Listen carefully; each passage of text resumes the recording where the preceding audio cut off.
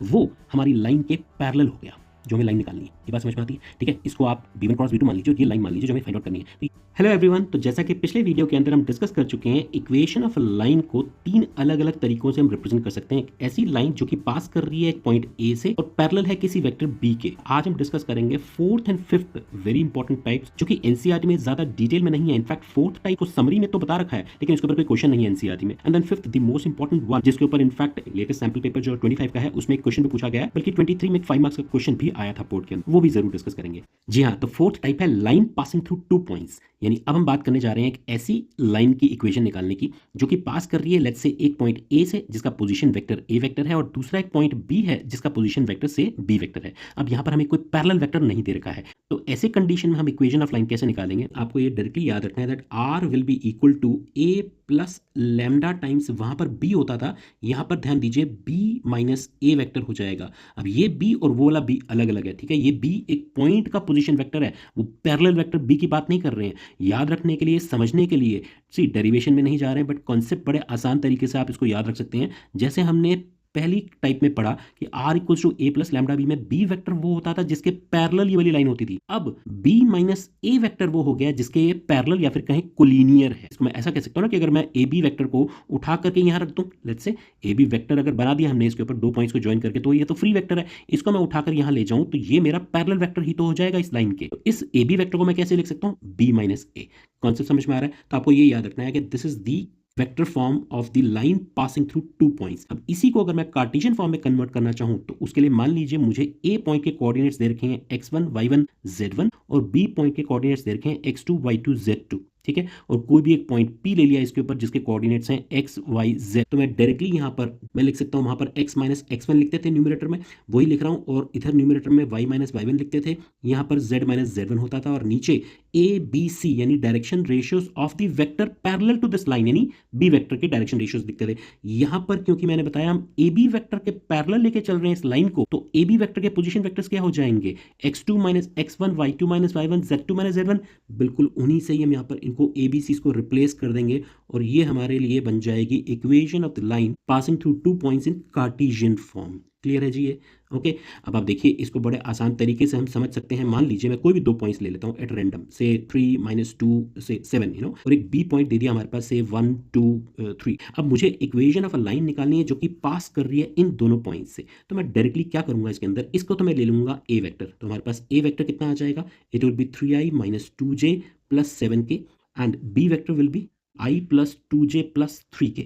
Okay. अब मेरे को अगर इक्वेशन निकालनी है तो मैं डायरेक्टली लिखूंगा r equals to this a vector यानी 3i minus 2j plus 7k and plus lambda times b minus a यानी दिस माइनस दिस, कितना आ जाएगा? i minus minus 2i, this minus this करता हूँ, प्लस 4j हो जाएगा, and this will be 3 minus 7 that is minus 4k cap. आप चाहें तो इसमें से 2 कॉमन ले लीजिए, बिकॉज नॉर्मली हम लोग डायरेक्शन रेशियोज को सिंपलेस्ट फॉर्म में लिखते हैं। तो 2 अगर कॉमन ले लेता हूं तो 2 lambda will become minus I cap plus 2j minus 2k cap, ठीक है। इसको आप म्यू लिख दीजिए अगले स्टेप में तो चलेगा। तो ये हमारी आ गई equation of the line passing through these 2 points. और इसको हम कार्टेशियन फॉर्म में कन्वर्ट करना चाहें तो बड़े आसान तरीके से कर सकते हैं। हमें सारी वैल्यूज मालूम है, एक्स वाई जेड की टर्म्स में आ जाएगी। एक ही स्टेप में अगर आप लिखना चाहें तो बिल्कुल लिख सकते हैं एक्स माइनस एक्स1। अच्छा, अब इसमें देखिए x1 y1 z1 इसको भी ले सकते हैं, बट जनरली क्या होता है जो पहले लिखा जाता है उसी को हम x1 y1 z1 लेते हैं। x माइनस 3 मैंने इसको x1 लिया upon x2 minus x1 means 1 minus 3, तो माइनस 2 नीचे आ जाएगा और ऊपर y माइनस y1 यानी प्लस 2 हो जाएगा, ये divide by this minus this, तो ये 4 हो जाएगा, and this will B z minus 7 divide by z2 minus z1 that will give me minus 4। अब आप देखेंगे ये पूरा जो फॉर्म आया हमारे पास, इसको हम सिंप्लीफाइड फॉर्म में अगेन इनको भी डिवाइड कर सकते हैं। इसको हम -1 2 और -2 लिख सकते हैं। So that will give me the equation in cartesian form. Alright, तो अब हम डिस्कस करने जा रहे हैं the most important type which is the fifth one, equation of a line passing through a point and perpendicular to 2 lines. ध्यान दीजिएगा, अभी तक तो हम पैरेलल की बात कर रहे थे, अब हम 2 लाइंस के परपेंडिकुलर एक तीसरी लाइन निकालना चाह रहे हैं। मान लीजिए अगर मुझे एक लाइन L1 दे रखी है जो कि हम लिख सकते हैं R equals to A1 plus lambda B1, मतलब ये कि वो A1 से पास कर रही है और B1 के पैरेलल है। और एक दूसरी लाइन L2 मान लेते हैं, वो R equals to A2 plus lambda B2 given है। ठीक है, अब यहाँ पर दिमाग में डाउट आ सकता है, सर यहाँ R1 R2 क्यों नहीं लिखा? ध्यान रखिएगा, R1 R2 नहीं लिख सकते because they are not fixed points, they are arbitrarily taken points. X y z को रिप्रेजेंट कर रहा है R vector. Any point on this line L1 is represented by this vector. तो एक्स वाई जेड तो हमारा answer में आता ही है ना इक्वेशन ऑफ लाइन निकालने में, तो यहाँ भी आएगा, यहाँ भी आएगा। सो इसको R1 R2 नहीं लेंगे, remember this. Okay, so it is A1 plus lambda B1 and A2 plus lambda B2। Okay, अब हमें लाइन जो निकालनी है, मान लेते हैं उसकी इक्वेशन कुछ R equals to A point से वो पास कर रही है और मान लीजिए किसी वेक्टर B के पैरेलल है। मुझे A पॉइंट तो गिवन है, मतलब जिससे वो पास कर रही है, बट ये B वेक्टर नहीं मालूम है जिसके वो पैरेलल हो सकती है। ठीक है, किसी ना किसी वेक्टर के पैरेलल तो होगी। अब ये B वेक्टर अगर मुझे मिल जाए तो मेरी इक्वेशन ऑफ लाइन निकल जाएगी। तो देखिए, इसको डायग्राम बना करके समझते हैं। मान लीजिए हमारे पास एक लाइन L1 जो गिवन है, ये बना दी हमने, और ये पैरेलल किसके है? वेक्टर B1 के। ठीक है जी, एक दूसरी लाइन जो हमें गिवन है L2, वो मैंने यहाँ पर बना दिया, और ये किसके पैरेलल है? वेक्टर B2 के। अब हमारी जो तीसरी लाइन, मतलब जो हमें निकालनी है L, that is given to be perpendicular to both L1 and L2, यानी ये लाइन परपेंडिकुलर है L1 के भी और L2 के भी। अच्छा, अब आप ये समझेंगे, अगर L1 और L2 दोनों के परपेंडिकुलर है, यानी L परपेंडिकुलर है L1 के और L परपेंडिकुलर है L2 के, तो क्या मैं बोल सकता हूँ कि L B1 के परपेंडिकुलर भी होगी और B2 के परपेंडिकुलर भी होगी? ये बात समझ में आती है? ऑफ कोर्स, क्योंकि ये दोनों पैरेलल हैं, ये दोनों पैरेलल हैं, तो इसका मतलब ये इसके परपेंडिकुलर भी होगी और इसके भी परपेंडिकुलर होगी।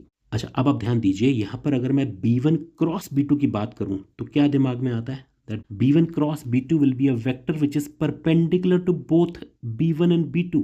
ये बात तो हम जानते हैं ना, क्रॉस प्रोडक्ट का मतलब क्या होता है? Which is perpendicular to both. तो B1 क्रॉस B2 एक ऐसा वेक्टर है जो इन दोनों के परपेंडिकुलर है, और हमारी लाइन भी इन दोनों के परपेंडिकुलर है। ठीक है ना, B1 के भी और B2 के भी। इसका मतलब ये हुआ कि B1 और B2 का जो क्रॉस प्रोडक्ट आया है वो हमारी लाइन के पैरेलल हो गया, जो हमें लाइन निकालनी है। ये बात समझ में आती है? ठीक है, इसको आप B1 क्रॉस B2 मान लीजिए और ये लाइन मान लीजिए जो हमें फाइंड आउट करनी है। तो ये दोनों पैरेलल हो गई। अब अगर ये दोनों पैरेलल हुए हैं, इसका मतलब ये कि मैं इस B की जगह पर B1 क्रॉस B2 ले सकता हूँ। आप बात समझ रहे हैं? तो हमारी जो इक्वेशन ऑफ लाइन बन जाएगी, वो बन जाएगी R equals to A vector plus lambda times B1 cross B2 vector. A some point on this line जो हमें निकालनी है, वो तो गिवन है हमें। ठीक है, B1 cross B2 is the vector जो कि B1 और B2 दोनों के परपेंडिकुलर है, इसीलिए वो लाइन L के पैरेलल हो जाएगा, और हमें पैरेलल वेक्टर ही तो चाहिए था। तो ये हमारी इक्वेशन बन गई of this line which is perpendicular to two lines. Clear है ये बात? ठीक है, तो ये वाला कॉन्सेप्ट हम यूज करेंगे in solving such kind of question. Alright, तो अब हम डिस्कस कर रहे हैं 23 में पूछा गया 5 मार्क्स का बड़ा ही इंपॉर्टेंट क्वेश्चन। देखिए यहाँ पर लिखा है, line L passes through a point and is perpendicular to these two lines. ठीक है, बिल्कुल वही कॉन्सेप्ट हमने डिस्कस किया। Find the vector equation of the line L। ठीक है, hence obtain its distance from the origin. ये एक नई चीज है। ठीक है, इसको भी समझेंगे। पहले हम ये बात करते हैं, तो इक्वेशन ऑफ लाइन निकालनी है जो कि परपेंडिकुलर है L1 L2 के, लेट्स से, और ये पॉइंट A हमें दे रखा है, तो हम डायरेक्टली वाला कॉन्सेप्ट यूज कर सकते हैं ना। अगर मैं L1 की बात करता हूं तो L1 इक्वेशन जो हमें x/1 y/2 equals to z/3 दे रखी है, इसमें अगर मैं B1 वेक्टर की बात करूं तो B1 क्या होगा? As per the equation it will be I plus 2j plus 3 k vector हो जाएगा। ठीक है, ये जो ABCs होते हैं यही तो B वेक्टर को रिप्रेजेंट करते हैं। तो L1 के लिए B1 ये हो गया। सिमिलरली अगर मैं L2 की बात करूं तो जो हमारी इक्वेशन दे रखी है x plus 2/-3 equals to y minus 1/2 equals to z plus 1/5 का B2 क्या हो जाएगा? B2 वेक्टर विल बी नीचे, अभी देखिए, पहले ये चेक कर लीजिएगा कि सिमेट्रिक फॉर्म, मतलब स्टैंडर्ड फॉर्म में दे रखी नहीं दे रखी है। बिल्कुल ठीक है, एक्स वाई जेड के कोफिशिएंट +1 है, यहाँ पर भी थे, यहाँ पर भी है। तो हमारा जो B वेक्टर हो जाएगा, यानी B2 इसका, वो हो जाएगा -3i plus 2j plus 5k। ये क्लियर है जी? नीचे वाले जो डायरेक्शन रेशियोज हुए हमने B2 में लिख दिए। नाउ द रिक्वायर्ड लाइन से L is passing through point A से पास कर रही है, कौन सा? It is -1 3 -2। Therefore A vector क्या हो जाएगा हमारे पास? It will be -i cap plus 3j cap minus 2k cap. Clear है? ठीक है, तो हमें A मिल गया। अब B वेक्टर जो निकालना है जिसके परपेंडिकुलर होगी हमारी लाइन L, तो B vector is given by B1 cross B2। Okay, B1 cross B2 निकालना है मुझे, तो उसके लिए मुझे क्या करना चाहिए? डिटर्मिनेंट से निकालते हैं, I J K। तो B1 पहले लिखेंगे, दैट विल बी 1 2 3, इसके कोफिशिएंट्स यहाँ पर आ जाएंगे 1 2 3, और यहाँ पर -3 2 5 -3 2 5। तो पहले हम ये कैलकुलेट कर लेते हैं, I कैप कितना आ जाएगा? K cap. क्लियर है जी? Okay, therefore the required equation would be what? L की रिक्वायर्ड इक्वेशन क्या है? R equals to A plus lambda times B, which means A plus lambda times B one cross B two. Okay, अब बस मुझे values put कर देनी है यहाँ पर। ए वेक्टर तो हमें मालूम है ना क्या दे रखा है, that is minus I cap plus 3j cap minus 2k cap plus lambda times this vector, यानी 4i minus 14j plus 8k। ये हमारा आंसर आ गया वेक्टर इक्वेशन जो हमसे पूछी गई थी। इसको थोड़ा सा और सिंप्लीफाइड फॉर्म में लिख देना अच्छा रहता है, minus i plus 3j minus 2k cap. इसको आप एक काम करिए, यहाँ से 2 कॉमन निकाल लीजिए। 2 कॉमन मुझे दिखाई दे रहा है, तो 2 में बाहर निकालता हूँ तो वो 2 लैम्डा बन जाएगा। 2 लैम्डा को आप म्यू कर लीजिए, 2i minus 7j plus 4k cap. Clear है ये बात, समझ में आ गई? वेयर अब लिख सकते हैं वेयर म्यू इज 2 लैम्डा। ये आपकी आ गई required equation of the line जो हमसे पूछी गई थी। क्लियर है जी? अब वो क्या कह रहे हैं फर्दर, देखिए क्वेश्चन में क्या लिखा हुआ था, find the vector equation of the line L, वो हमने निकाल लिया। Hence obtain its distance from the origin. अब ओरिजिन से इस लाइन का डिस्टेंस निकालना, ये कॉन्सेप्ट समझिए, ये हमने पहले डिस्कस नहीं किया है। ये भी अगेन एनसीईआरटी में डिटेल में कहीं पर डिस्कस नहीं कर रखा है। इसको समझिए, इसमें parametric equations of the line का इस्तेमाल होगा, जो हम पहले भी डिस्कस कर चुके हैं पिछले वीडियो के अंदर। ध्यान दीजिए, यहाँ पर लाइन एल जो कि हमने अभी फाइंड आउट करी है, ये वाली, इसका डिस्टेंस निकालना है हमें ओरिजिन से। ओके, इसको मैंने ओ मान लिया ना। एक चीज़ तो हम जानते हैं कि पॉइंट से लाइन का डिस्टेंस जब हम बात करते हैं तो it is always the perpendicular, the shortest distance. ठीक है, तो ये मान लेते हैं M which is kind of foot of the perpendicular. अब इसके अंदर फुट ऑफ द परपेंडिकुलर वाला कॉन्सेप्ट भी यूज हो रहा है, ध्यान दीजिएगा। अब एम के कोऑर्डिनेट्स अगर मुझे निकालने हैं तो उसके लिए मुझे एल इक्वेशन जो लाइन की निकाली उसकी पैरामीट्रिक इक्वेशंस यूज करनी होंगी। We know that any point on this line L can be represented in terms of mu lambda, कुछ भी उसके टर्म्स में एक्सप्रेस कर सकते हैं। चलिए इसको मैं पूरा करके बताता हूँ। आर को मान लेते हैं these are the coordinates of any point on this line, तो मैं इसको xi plus yj plus z k लिख सकता हूँ, which is the position vector for any point on this line. और यहाँ पर -1 प्लस 2 म्यू आई कैप। ठीक है, मैं क्या कर रहा हूँ, आई वाले कंपोनेंट इकट्ठे कर रहा हूँ और यहाँ पर जे वाले कंपोनेंट इकट्ठे कर लेता हूँ। 3 माइनस 7 म्यू, उसके साथ आ गया जे कैप, और साथ में आया -2 प्लस 4 म्यू, -2 प्लस 4 म्यू। ये मैं पूरा फुट ऑफ द परपेंडिकुलर वाला क्वेश्चन दोबारा से करके बता रहा हूँ, एक तरह से आप ध्यान दीजिएगा। अब मैं अगर कंपेयर करता हूँ इन दोनों को, तो यहाँ से x की वैल्यू क्या आ जाएगी, -1 प्लस 2 म्यू। आई के कंपोनेंट कंपेयर करें और जे के कंपोनेंट कंपेयर कर रहा हूँ तो क्या आ जाएगा, y will be equal to 3 minus 7 mu and z would be equal to -2 plus 4 mu. ये क्लियर है? यहाँ से अब अगर मैं देखूं तो ये जो पॉइंट्स हमने निकाले हैं, these are the coordinates of any point on this line L, तो एम को भी रिप्रेजेंट करेंगे for some value of mu. ठीक है, अब एम के कोऑर्डिनेट्स हमें एक तरह से पता चल गए हैं, तो मुझे ओ के कोऑर्डिनेट्स तो पहले से मालूम है, ओरिजिन है 0 0 0। तो क्या मैं ओ एम के डी आर्स निकाल सकता हूँ? समझ रहे हैं आप? D Rs of O M will be what, that is M के coordinates -0, Y coordinate -0, Z coordinate -0। तो इसका मतलब यही बच जाएंगे ना, तो 2 म्यू -1। ठीक है, मैंने इसको 2 म्यू -1 लिख दिया। This will be 3 minus 7 mu और this will be 4 mu -2। Clear है? हमने लिखे direction ratios of O M. अब आप देख रहे हैं डायरेक्शन रेशियोज ऑफ एल क्या है, दैट इज 2 -7 4। ये हमने क्यों लिखे, बिकॉज हम जान रहे हैं कि ओ एम जो है एल के परपेंडिकुलर है, this will give me what, इन दोनों का डॉट प्रोडक्ट 0 हो जाएगा। सी हम ऐसा क्यों कर रहे हैं, ताकि मुझे म्यू की वैल्यू मिल सके, वहां से मैं एम के कोऑर्डिनेट्स निकाल पाऊंगा। आप बात समझ रहे हैं? मैंने इसको इससे मल्टीप्लाई करा, इसको इससे, a1 a2 plus b1 b2 plus c1 c2 equal to 0, perpendicular lines हो गए एक तरह से, plus this is 3 minus 7 mu into -7 plus 4 mu -2 into this 4 equal to 0। Okay, ना यहाँ से मैं म्यू की वैल्यू निकालूंगा, क्या आ जाएगी, देखिए यहाँ पर, this will give me 4 mu -2 plus -21 plus 49 mu and this will give me plus 16 mu -8 equals to 0। Okay, तो कितना बन गया, देखिए टोटल मिला करके, this will be how much, 20 and this is 69 mu and ये हमारा हो गया 23 and 8 that is 31। Okay, so this gives me mu equals to 31/69। ठीक है, कैंसिल नहीं हो रहा है। चलिए ओके, तो हमें क्या निकालने थे, हमें तो एम के कोऑर्डिनेट्स चाहिए ना अभी।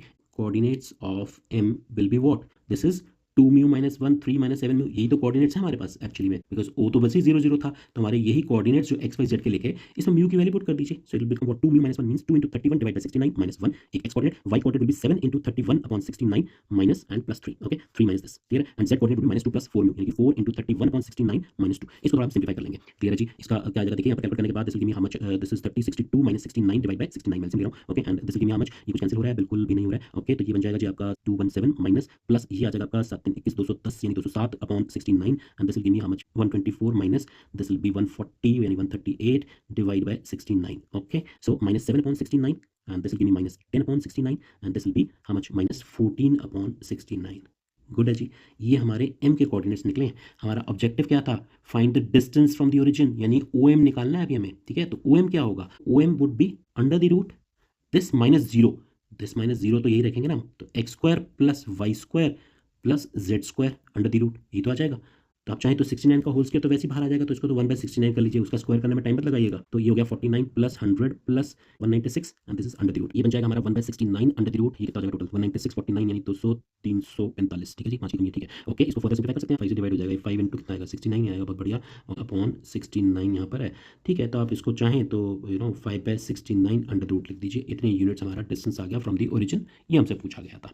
बात समझ में आई है? ऑल राइट, ये दो क्वेश्चंस मैं आपकी प्रैक्टिस के लिए रख रहा हूँ। सीबीएसई सैम्पल पेपर का 25 का एक क्वेश्चन बिल्कुल ऐसा ही, वेक्टर फॉर्म, कार्टेशियन फॉर्म, ये आंसर्स आएंगे। Do check your answer and ये मिसलेनियस एक्सरसाइज का एक क्वेश्चन भी जरूर ट्राई करिएगा।